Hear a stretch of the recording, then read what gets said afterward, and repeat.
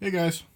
So today I lucked out and I found a chainsaw online for sale, and it was in a, usually they have them in Nanaimo and Parksville, but this one was out in Bowser and it was advertised under Comox, and turns out it was this older couple, and it stopped running. So they took it to a shop, and they took it apart and put it in this box and said it needed the crank bearings, and that it would cost too much to fix it. So they put it up for $50 online, and that was at like 3 o'clock this afternoon. And I just happened to look at my phone, and when I got off work and saw it, and I called the number, and I asked if they would take $40 for it. This is quite a popular chainsaw. It's a MS390, so it's a 64cc chainsaw. And if anything else, I think I could probably sell it the way it is for more money, just because they didn't know how to advertise it very well. It should be advertised in Nanaimo for sure. I could probably put it up for $100 right now and sell it, but they really just did not know anything, and they ended up getting a new chainsaw. So I think they got a smaller one, so it wasn't as hard to pull. But it was just in this box, and I asked them if it had all the parts, and they said yeah, it was all the parts, but the shop had taken it apart.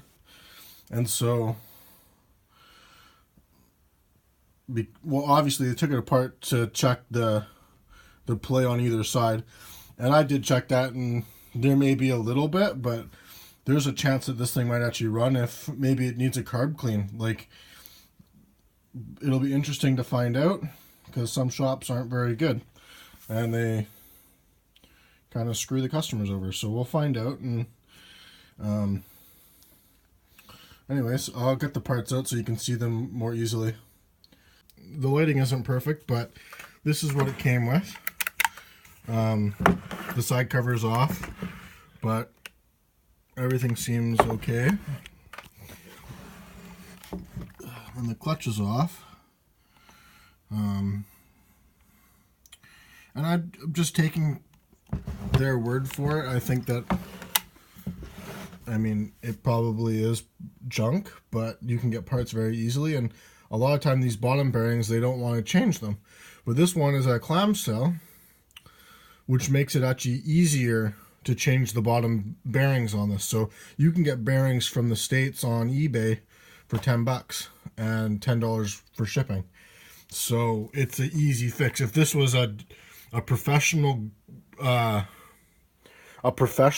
saw, it would have, metal casings, and you'd have to split it, and then it's a much bigger job. So they obviously just wanted to sell a new one.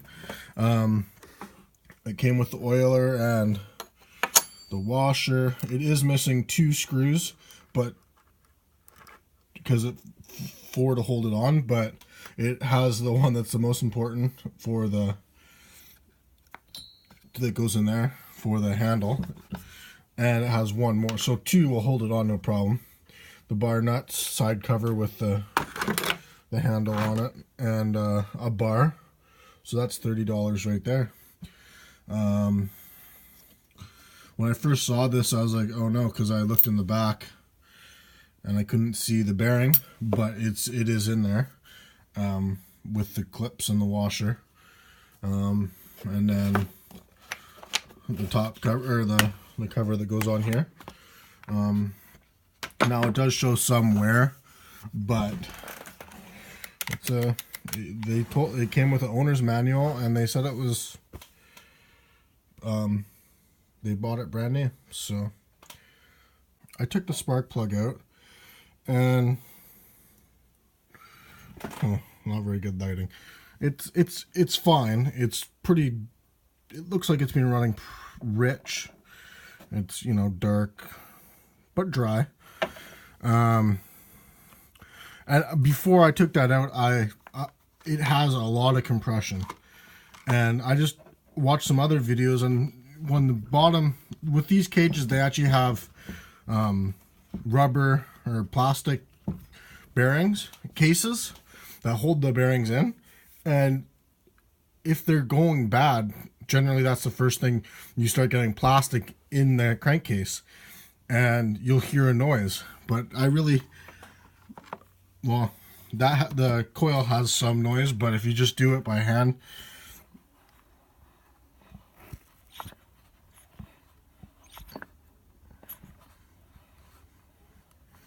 there's no, there's some noises I don't really, but there's no noises that would cause alarm to me. And what I did find, there was a few things I wanted to check, right? And it has a lot of compression, but that doesn't mean there's going to be a leak. Well, I took my wrench, and the first one I put it in, this one, was loose. And instantly I thought, oh, maybe it's stripped out.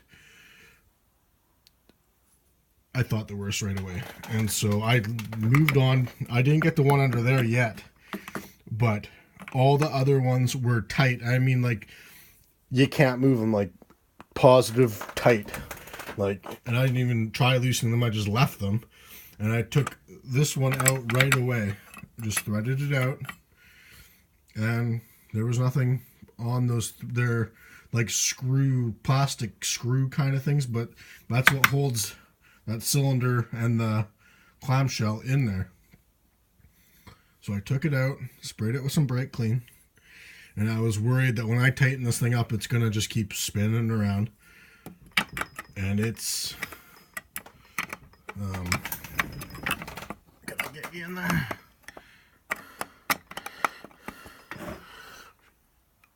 It's tight. I can't show you on the video, but it just tightened right down. And that was another thing I noticed, was that when I was playing that, you could feel play in that bearing. I can't feel that anymore.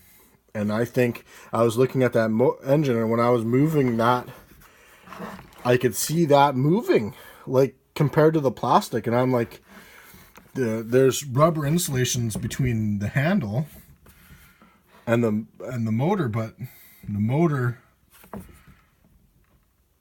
should be tight compared to the plastic. And so once I tightened that up, that movement moved away. And I'll bring you back after I put the spark plug. I don't think I have to show you. I can find my compression gauge, but it feels like a healthy engine. Okay guys, so I have put it all back together. I have some bad news, but I also have some good news.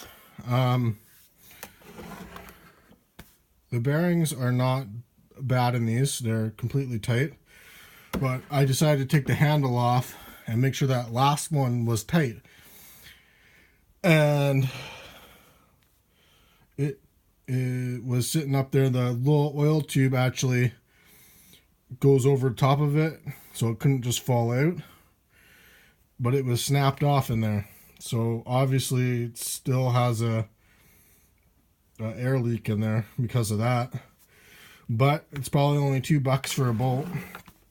So it does fire up, but then it just dies. So, and I could tell that they had not checked that at all. They just took the side covers off and there was play. But they didn't check those bolts because their one was loose.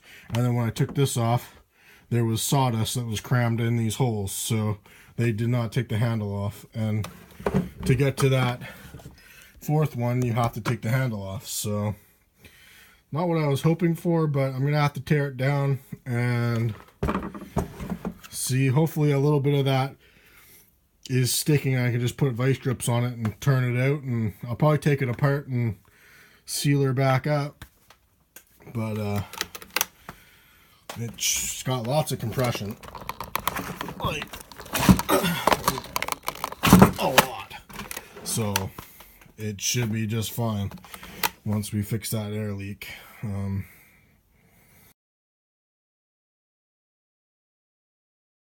Pieces are down there, and I got this little clamshell out here, and you can see one screw that's broke off, and I now have second thoughts on what's going on here because I can see some red silicone. I don't think that's what comes from factory, so we may be seeing some surprises in here. But the piston looks good on both sides, intake and exhaust, and I think there may be a slight bit of play in that bearing on the sprocket side, so I may end up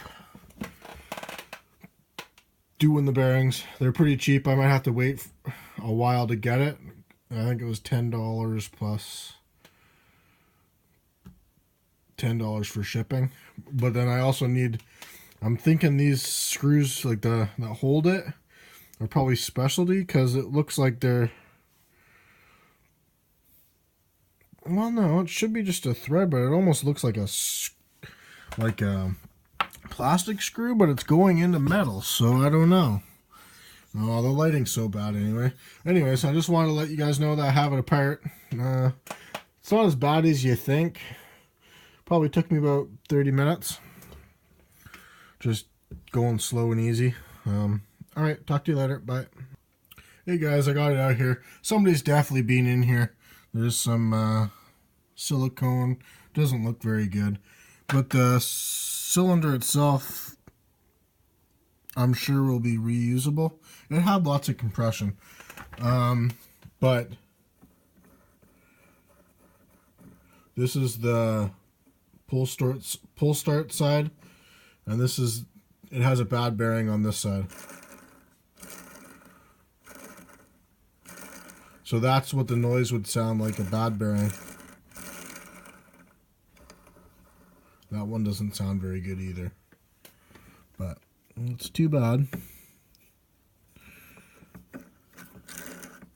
But they're not too expensive, so we'll get her fixed up. And there's no play in this or this up and down, so they're probably fine.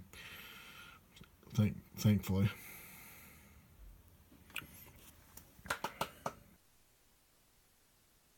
Hey guys, just wanted to wrap this video up. This is for part 1. Just wanted to let you guys know to check out All Fleet Command. He's a retired engineer, and he has a farm, and he has a lot of valuable videos and knowledge, and he does complex videos that are like 30 minutes long, generally, and a lot of good information. Anyways, he's been testing these Huzzle parts, doing kit saws and doing other things, and so because I'm doing this chainsaw on the cheap, I wanted to check it out and see what it would cost. And I've gone through and like bearings for 59 cents, and just all these parts are really cheap. And from his videos, they're not horrible. Like he does rebuilds for people that are tree fallers and loggers, and there's the seals for 66 cents, and that's the screw that I need for 38 cents. And so I'm going to go ahead and try it out. It came out to $8.11 Canadian to buy the parts with shipping. So I did that through PayPal, and check out this guy's videos and try out these parts. You know, you can go off eBay, but I think this is just as good as going off eBay. Not as good as getting the parts from Stihl, but their parts would be a lot more expensive, like $50 for bearings and $30 for seals, and those screws they want $25 for the 4 of them. So for $8, we'll see how it works, and we'll talk to you guys later. Have a good day.